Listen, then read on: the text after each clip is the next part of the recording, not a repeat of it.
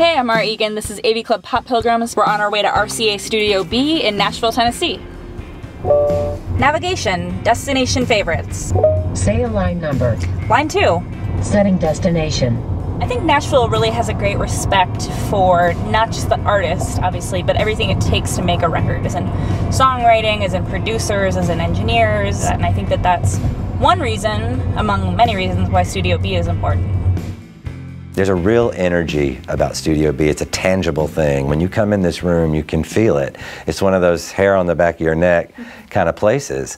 I think that's one thing that's so remarkable about the studio, is that it's like a working, living place. Like, you can touch the piano that Elvis jammed on. This is the room where Dolly Parton recorded. It's not like, oh, here's a console behind a glass case. And that, to me, is part of the real appeal of Studio B as well. I mean, it's not museum-like.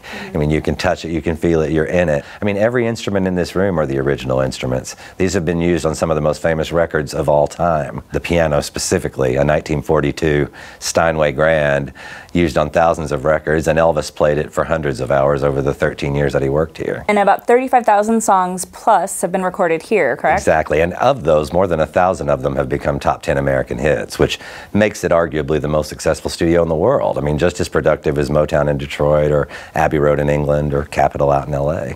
Some of the best known songs that people might know. Oh, wow. There's a lot. There are over 250 Elvis songs to choose from, so you can pretty much name almost any of those. Roy Orbison's Only the Lonely, Waylon Jennings' Brown-Eyed Handsome Man and The Only Daddy That'll Walk the Line, the great Dolly Parton and I Will Always Love You. Within her first 3 sessions here, she recorded The Coat of Many Colors, Love is Like a Butterfly, and Jolene. Let's talk about Elvis a little bit too. He's obviously recorded here quite a bit. He did. He recorded here for 13 years. Between 1958 and 1971, he recorded over 250 songs in this room. That's over half of everything he ever did, and way more than any other studio that he ever used. Elvis has played the piano for hundreds of hours. Oh, yeah. But he's only on one track playing the piano, correct? There are probably more than one. There's one specifically that is notable, his version of You'll Never Walk Alone. Walk on.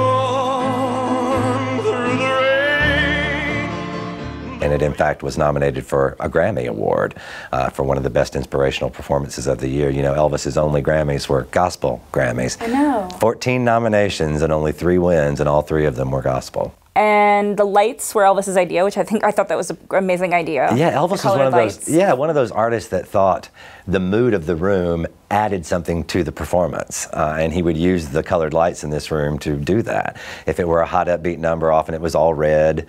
For gospel, he would usually use only blue lights. But on April 4th in 1960, at 4:30 in the morning, this was the last song of the session, and he said, let's turn out all the lights. You know, I think that will give it the sad, lonely feeling that I want.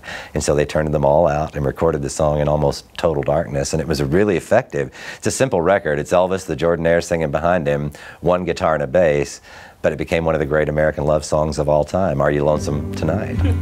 Are you lonesome tonight? Do you miss me tonight? When you think of recording studios now, you see the little vocal booth, You see the drum room, you see it's still a big room, and you get everybody in here at one time, right? Exactly, and I think that had a lot to do with the greatness of it. Obviously, in the early days of Studio B, they were on a 2-track system. You know, basically each track is a mic. You know, so on the 2-track system, if you had 10 musicians and 4 vocalists, 14 people shared 2 mics. Very difficult. You know, if anybody hit the wrong note or made a mistake, you had to start from scratch and get the whole song right in one take. Nashville has every kind of music that you could imagine, and really always has. Studio B is sort of a great example of that. You name a style, and at some point we've recorded it in Studio B.